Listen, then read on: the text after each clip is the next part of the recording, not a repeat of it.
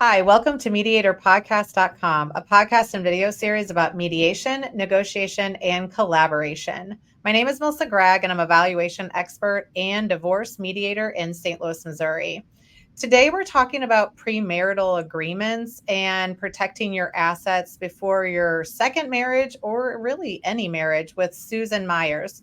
Susan's been practicing family law in the Houston area since 1982, and she formed her own firm, Myres Associates, in 2011. Her strength is being able to see options and alternate paths to achieve the realistic goals of her clients, and that is always needed in divorce and family law. Welcome. How are you, Susan? I'm very well. Thank you very much for the invitation. People are now wanting to ask about separation, and they're like, well, we want to get legally separated, but we want to agree to like what we have and what we might get, and then we might work on our marriage, or we might get divorced and work on our marriage and then get remarried. Like, they're asking these questions of kind of like how to talk about the money and what it would look like, but to maybe not break up. And it kind of maybe leads into these post-marriage agreements and It does such. exactly. It Okay. does exactly. And Melissa, there's all kinds of reasons that people don't want a legal divorce. Sometimes it's religious, sometimes it's political. I Yes. imagine that there's quite a few people that are running for big offices that have premarital agreements.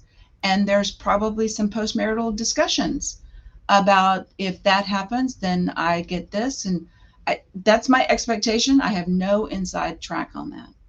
So these postmarital agreements help a couple do exactly that. Maybe somebody's getting ready to go into a risky venture, and or we worry about taxes. They're gonna live in different jurisdictions. If it is a valid marital agreement, the IRS will uphold it.